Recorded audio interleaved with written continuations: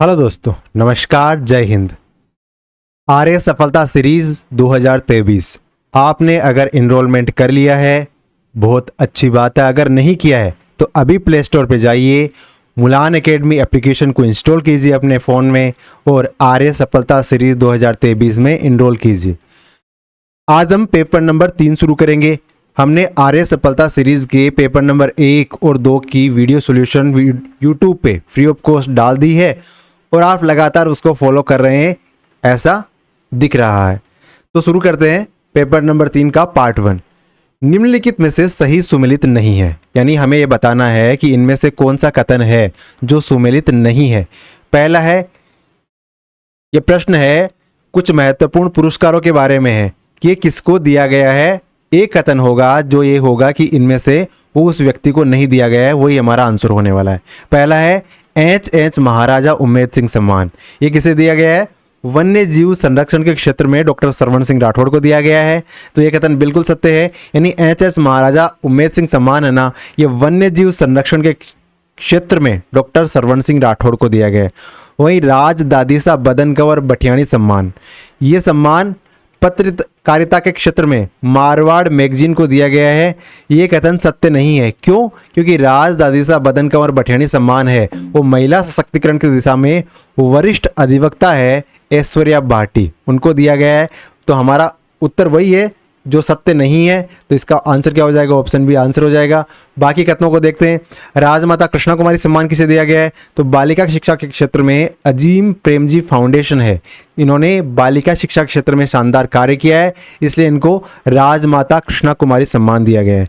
और अगला कथन है एच गज सिंह सम्मान, ये वरिष्ठ चित्रकार रतन सिंह राजपुरोहित साहब को दिया गया है। एक बार फिर से देखते हैं, महाराजा विजय सिंह सम्मान किसे दिया गया है? तो महाराजा विजय सिंह सम्मान है राजस्थानी लोक संगीत के क्षेत्र में लीला देवी सोमानी को मरणोपरांत प्रदान किया गया है। महाराजा मान सिंह सम्मान किसे दिया गया है? शिक्षा और साहित्य के क्षेत्र में बीकानेर के ओंकार सिंह लखावत साहब को यह दिया गया है। एच महाराजा उम्मेद सिंह सम्मान वन्य जीव संरक्षण के क्षेत्र में सरवण सिंह राठौड़ साहब को दिया गया है।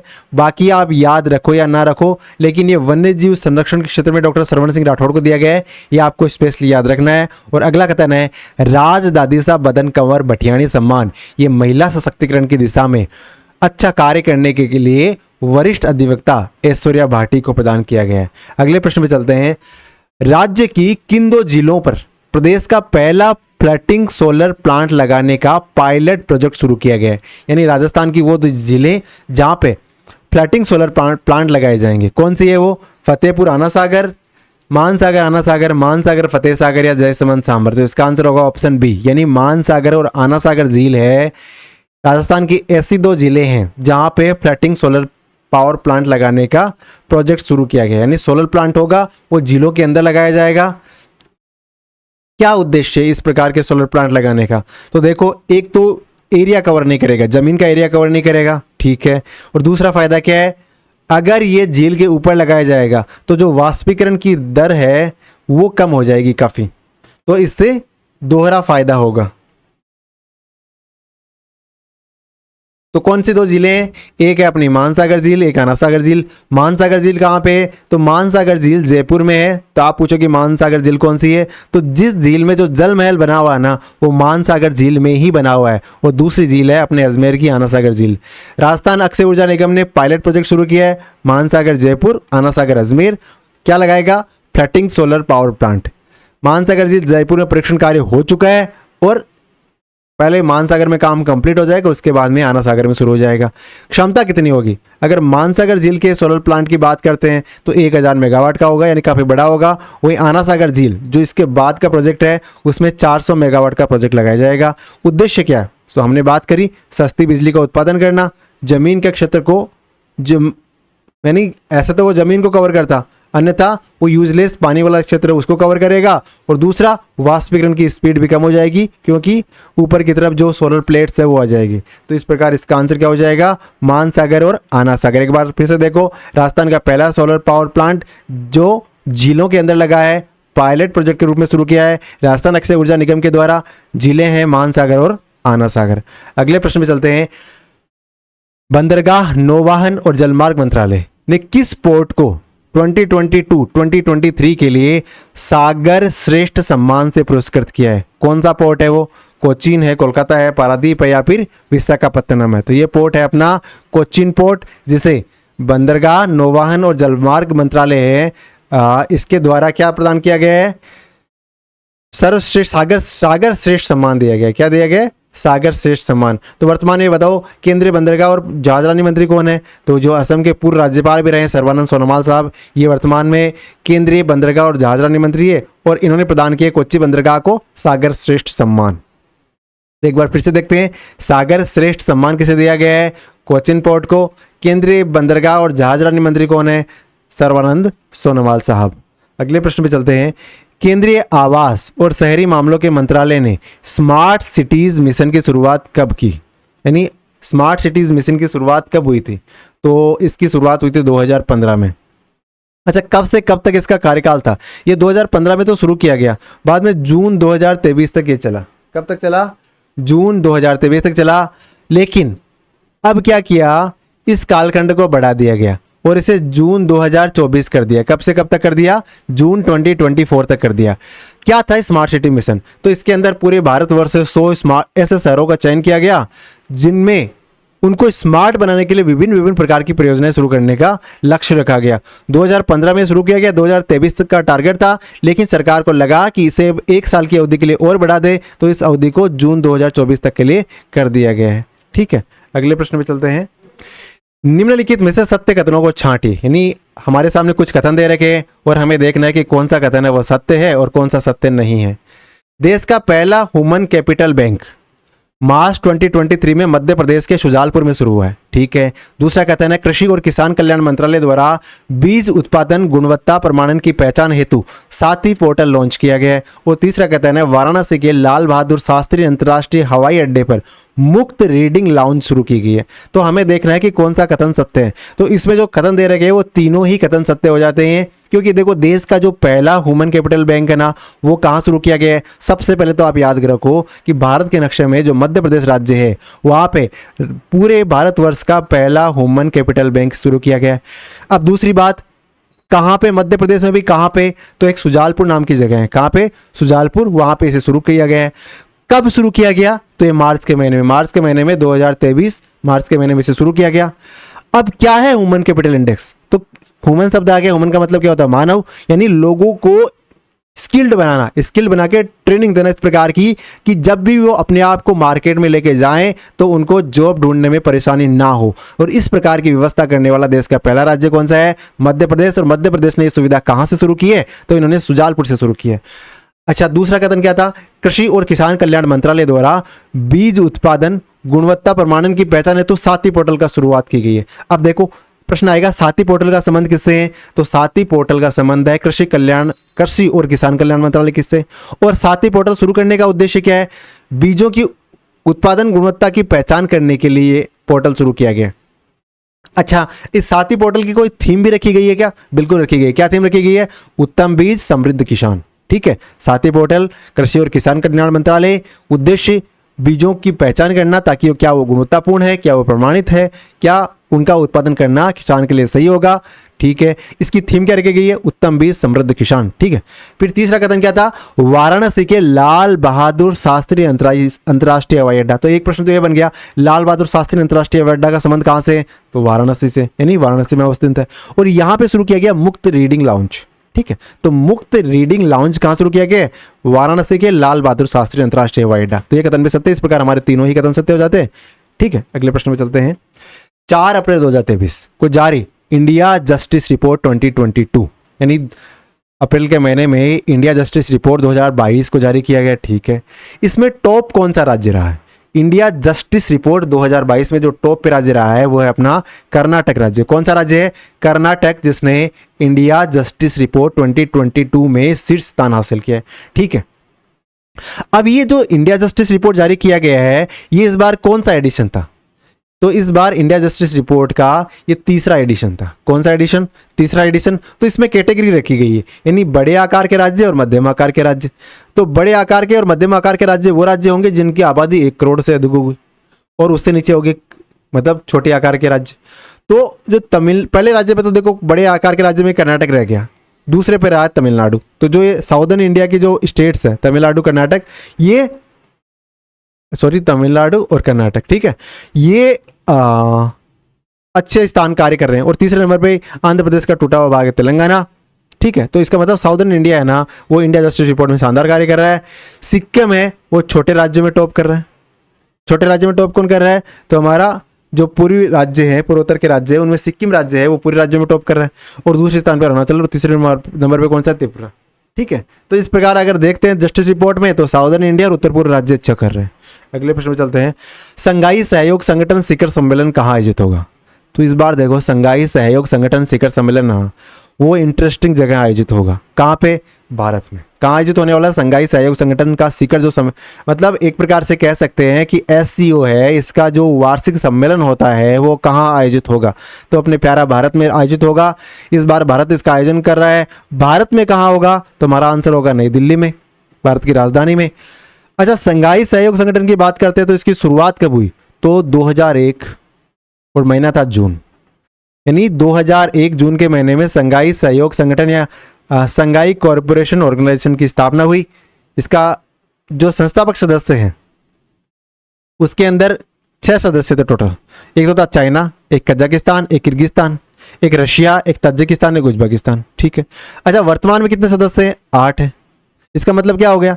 2 सदस्य और आ गए। हाँ, कौन आ गए? एक तो अपने अब भारत आ गया, क्योंकि ये भारत में इस बार शिखर सम्मेलन हो रहा है। और एक जो अपना पड़ोसी है कौन? पाकिस्तान, पाकिस्तान आ गया। तो इस प्रकार वर्तमान में SCO के कितने मेंबर है? 8 मेंबर है। संस्थापक सदस्य कितने थे? 6 थे। क्या भारत संस्थापक सदस्य था? नहीं, भारत ने 2017 में इसकी एंट्री लिया, यानी इसकी सदस्यता प्राप्त की है। अगले प्रश्न पे चलते हैं। Laureus sportsman of the year पुरस्कार 2022 किसे दिया गया? तो Laureus sportsman of the year यानी बेस्ट मेल प्लेयर किसे दिया गया है? तो ये मेसी साहब को दिया गया है। तो लॉरियस स्पोर्ट्स अवार्ड बहुत महत्वपूर्ण होते हैं, कई बार पूछ लिया जाता है। तो लेकिन सबसे बड़ा अवार्ड कौन सा है? सर्वश्रेष्ठ खिलाड़ी और सर्वश्रेष्ठ महिला खिलाड़ी। तो पुरुषों में तो लियोनेल मेसी हो गए टॉप पे। अब मेसी ने एक इंटरेस्टिंग कार्य किया है, ये एक ही वर्ष में 2 पुरस्कार पाने वाले पहले एथलीट बन गए, यानी इनको sports man of the year भी दिया गया है और सर्वश्रेष्ठ खिलाड़ी भी दिया गया है। इसके अलावा सर्वश्रेष्ठ टीम तो ये भी इस बार अर्जेंटीना ने जीता, क्योंकि फुटबॉल वर्ल्ड कप है ना, इस बार अर्जेंटीना ने जीता था। तो इस प्रकार सर्वश्रेष्ठ टीम का खिताब इसने जीता है। सर्वश्रेष्ठ महिला खिलाड़ी तो सेली एन फ्रेजर, तो आप सेली याद रखो, सेली ने जीता है सर्वश्रेष्ठ लॉरियस का टॉप की महिला खिलाड़ी का अवार्ड, ठीक है। और breakthrough of the year ये छोटे मोटे अवार्ड है, इतना याद रखने की आपको जरूरत है नहीं। बाकी सर्वश्रेष्ठ खिलाड़ी मेसी और सर्वश्रेष्ठ महिला खिलाड़ी सेली एन फ्रेजर या सेली याद रखो। आरबीआई ने क्लीन नोट नीति के तहत, आरबीआई ने एक पॉलिसी जारी की है, नीति का पॉलिसी का नाम है क्लीन नोट। उसके तहत किस मूल्य वर्ग के नोटों का चलन में नहीं लेने का फैसला किया है, यानी उस मूल्य वर्ग के नोटों को आरबीआई जो वैधानिक मुद्रा का जो दर्जा है उसे हटा लेगी और उनको लीगल टेंडर में नहीं रखेगी। तो कितने रुपए का नोट है? तो ये तो आपको सर्वविदित है कि जो 2000 रुपए का नोट है, आरबीआई ने जब डिमोनेटाइजेशन हुआ था उसके बाद में पहली बार 2000 रुपए का नोट इश्यू किया था और उसके बाद इसे अब हटाने का फैसला लिया है। बहुत ही कम समय के लिए इसको मार्केट में रखा गया है। अगर आपके घर में कहीं दबा छिपा 2000 रुपए का नोट है तो आपको एक कट ऑफ डेट बताता हूं, उससे पहले आपको बैंक में जमा कराना है, अन्यथा आपका 2000 रुपए का नोट कागज के टुकड़े के बराबर होगा और उसकी वैल्यू रद्दी के मूल्य के बराबर होगी। शून्य तो नहीं कह सकते, क्योंकि अगर आप के पास 2000 रुपए के नोट के 10,000 नोट है तो आप उनको 7 रुपए किलो में, 8 रुपए किलो में मार्केट में आसानी से बेच सकते हो। तो अभी देखो आरबीआई ने 2000 रुपए के नोट को वापस लेने का फैसला किया है।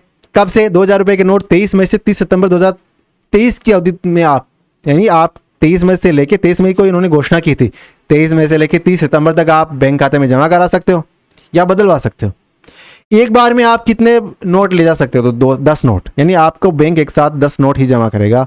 31 मार्च 2023 तक देश में प्रचलित मुद्रा में अगर बात करें तो 500 रुपए का नोट है ना, उसकी हिस्सेदारी है 37%। यानी पूरे मार्केट में अगर टोटल नोट्स की देखें और उनका वैल्यूएशन देखें तो वैल्यूएशन के मामले में 500 रुपए के नोट की वैल्यूएशन करते हैं तो पूरे वैल्यूएशन का 37% नोट है वो 500 रुपए के नोट है। अगर 10 रुपए के देखें तो 19.2% है, यानी 100 रुपए के, सॉरी, और अगर 500 और 2000 रुपए के दोनों के नोट को मिला ले तो ये 87% के हिस्से के बराबर होता है।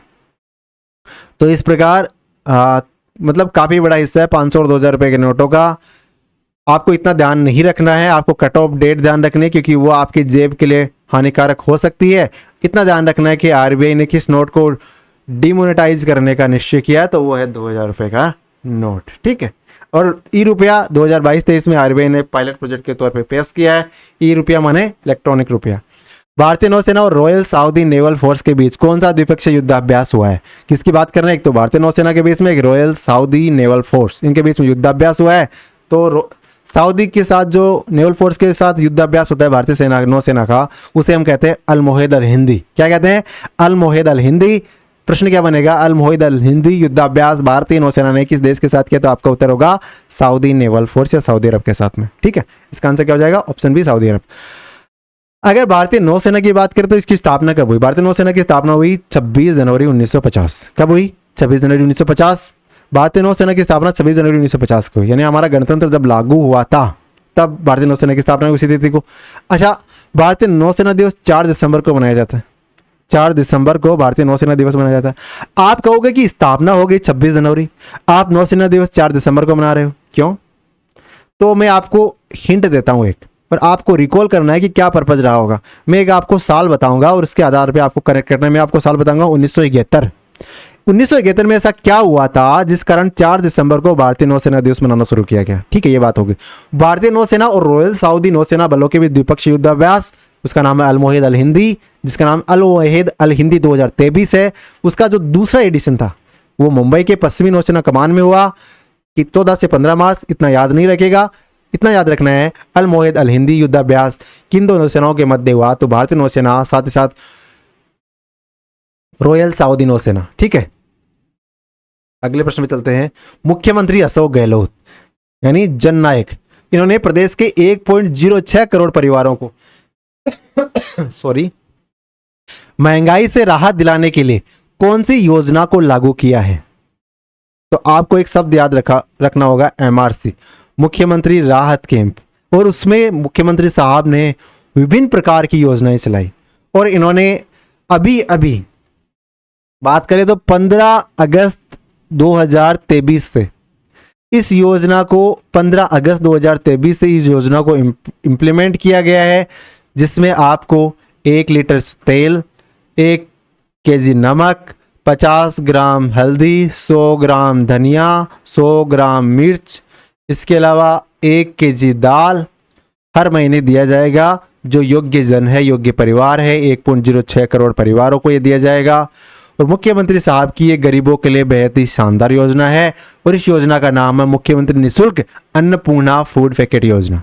मुख्यमंत्री अशोक गहलोत ने 1.06 करोड़ परिवारों को महंगाई से राहत दिलाने के लिए मुख्यमंत्री निःशुल्क अन्नपूर्णा फूड पैकेट योजना का अनुमोदन किया।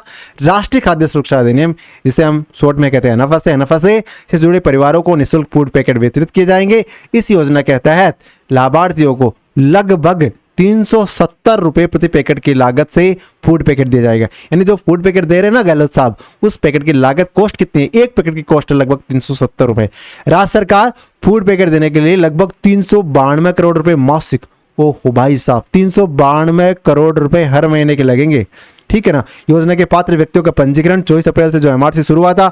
एमआरसी कैंप कब से शुरू हुआ है? ध्यान रखना है, एमआरसी भी है, साथ में साथ प्रशासन गांवों के संघ अभियान भी उसी तिथि से शुरू हुआ था, 24 अप्रैल 2024 से।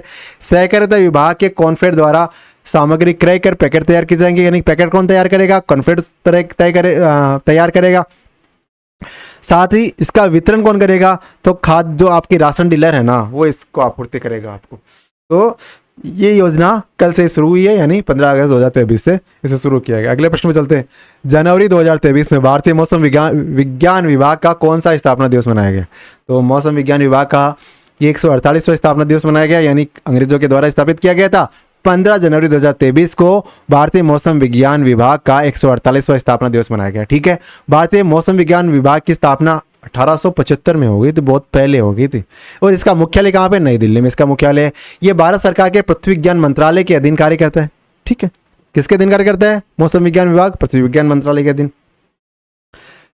और भारतीय मौसम विज्ञान विभाग की वेधशालाएं कहाँ कहाँ है, ये प्रश्न बन सकता है। तो भारतीय मौसम विज्ञान विभाग की वेधशाला एक तो हो गई अपनी चेन्नई में, एक मुंबई में, एक पुणे में, एक तिरुवनंतपुरम में और एक पंजिम नहीं, ये पणजी है, क्या है, पणजी में। ठीक है, तो 5 वेधशालाएं भारतीय मौसम विज्ञान विभाग की, चेन्नई, मुंबई, पुणे, तिरुवनंतपुरम और पणजी। अगले प्रश्न में चलते हैं। केंद्रीय विद्युत और नवीन और नवीकरणीय ऊर्जा मंत्रालय द्वारा जारी राज्य ऊर्जा दक्षता सूचकांक, जिसे हम शॉर्ट में SEEI कहते हैं, उसके अनुसार राजस्थान को कौन सी श्रेणी में रखा गया है? तो आपका उत्तर होगा पहले स्थान पे, यानी प्रथम श्रेणी में रखा गया। देखो, आप पूछोगे कि नवीन और नवीकरणीय ऊर्जा मंत्रालय और राज्य ऊर्जा दक्षता सूचकांक में राजस्थान पहले नंबर पे क्यों हो सकता है? तो इसका कारण है कि राजस्थान ने सोलर पावर में बहुत ही शानदार कार्य किया है, साथ ही विंड एनर्जी में भी अच्छा कार्य किया है। तो इसी कारण राजस्थान है ना इस कैटेगरी में टॉप पे आ रहा है और राजस्थान 60 से ज़्यादा अंक ले रहा है। पहली श्रेणी में आने के लिए क्या आवश्यक है? आपको 60 से ज़्यादा अंक लेने की आवश्यकता है। नई दिल्ली में राज्य और केंद्र राज्य उपयोगिता कंपनियों की RPM समीक्षा योजना की निगरानी बैठक में यह सूचकांक जारी किया गया। ऊर्जा कुशल अर्थव्यवस्था गठबंधन के सहयोग से विद्युत मंत्रालय के तहत एक वैधानिक निकाय ऊर्जा दक्षता ब्यूरो ऑफ एनर्जी एफिशिएंसी के द्वारा विकसित सूचकांक ने वित्तीय वर्ष 2022 और 2021 के लिए ऊर्जा दक्षता कार्यान्वयन में राज्यों और केंद्र शासित प्रदेशों के प्रगति का आकलन किया है और इसने राजस्थान को रखा है प्रथम श्रेणी के राज्य में, क्योंकि राजस्थान पवन ऊर्जा और सौर ऊर्जा में बेहद ही शानदार कार्य कर रहा है, जो नवीकरणीय ऊर्जा के स्रोत है। अगले प्रश्न में चलते हैं। केंद्रीय शक्ति मंत्रालय द्वारा राजस्थान की किस शख्सियत को जल प्रहरी सम्मान समारोह 2023 से सम्मानित किया गया? तो केंद्रीय शक्ति मंत्रालय और जल शक्ति मंत्रालय, सॉरी, जल शक्ति मंत्रालय समझे तो ये चतर सिंह जाम साहब है ना, इनको जल प्रहरी सम्मान से सम्मानित किया गया है केंद्रीय जल शक्ति मंत्रालय द्वारा। अच्छा, जल शक्ति मंत्रालय का संबंध भी जो मंत्रालय के जो हेड मंत्री है उनका संबंध भी राजस्थान से है। बताइए उनका नाम क्या है? कमेंट बॉक्स में बताइए, कमेंट में बताइए राजस्थान के मतलब भारत के जल शक्ति मंत्री कौन है?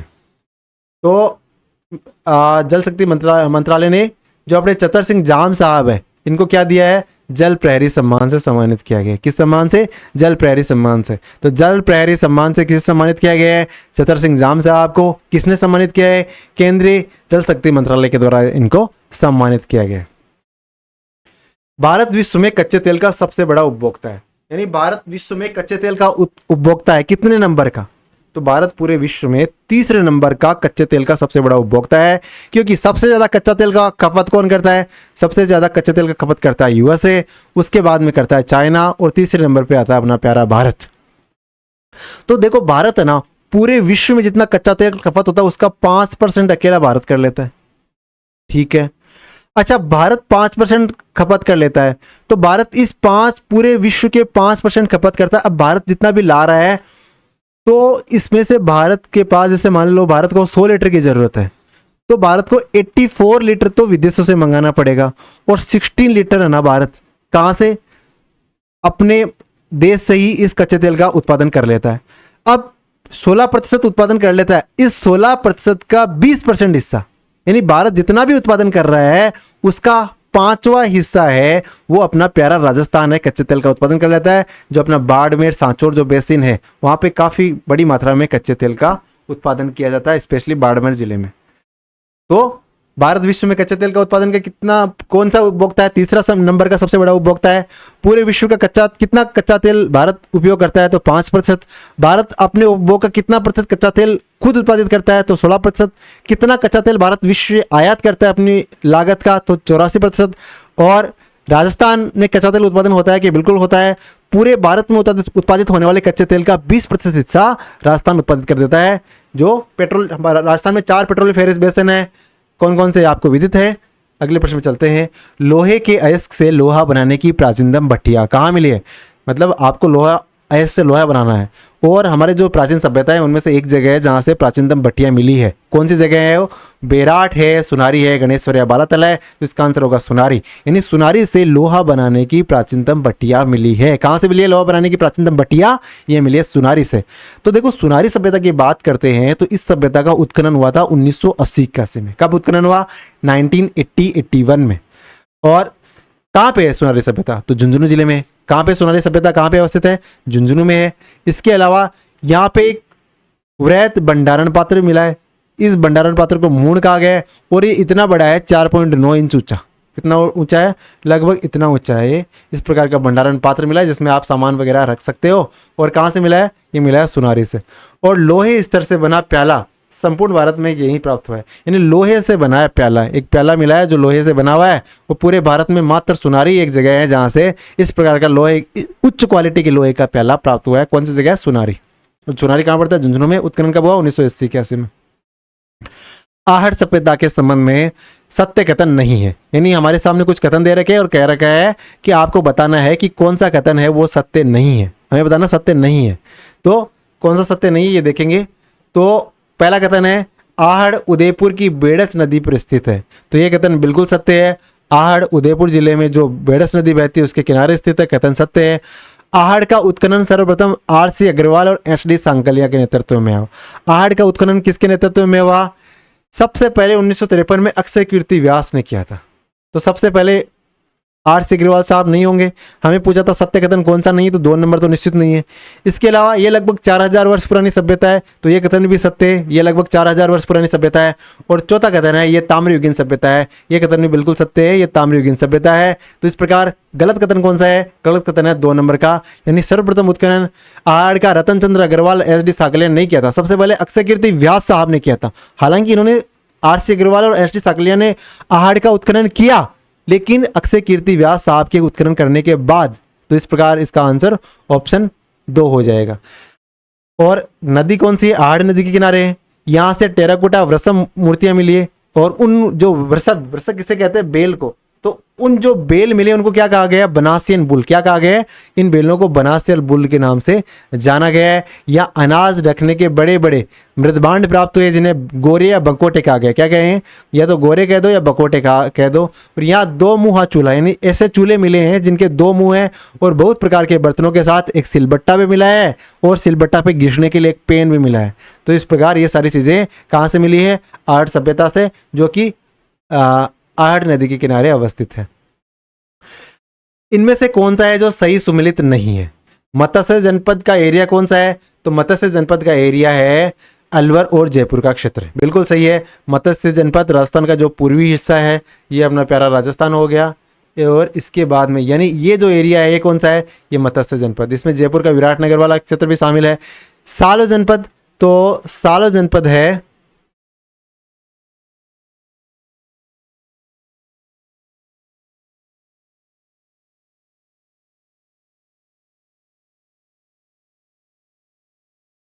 सवाई माधोपुर धौलपुर का क्षेत्र। तो सवाई माधोपुर और जो धौलपुर का क्षेत्र है इसको हम सूरसेन जनपद के नाम से जानते हैं। किस नाम से? सूरसेन जनपद के, ना कि साल जनपद के। तो इस प्रकार इसका उत्तर बी हो जाएगा। ऑप्शन सी है सूरसेन जनपद। तो पूर्वी अलवर, धौलपुर, भरतपुर, करौली का क्षेत्र है वो सूरसेन जनपद के नाम से जाना गया है। और वो जैसे हमने पिछले पॉइंट में बात करी, और जांगल प्रदेश, बीकानेर, जोधपुर और नागौर का कुछ क्षेत्र है वो किस नाम से जाना गया है? वो जांगल प्रदेश के। तो मत्स्य की बात करते हैं तो अलवर का क्षेत्र और जयपुर का कुछ क्षेत्र। जयपुर का जो विराटनगर वाला एरिया है वो इसकी कैपिटल मानी गई है।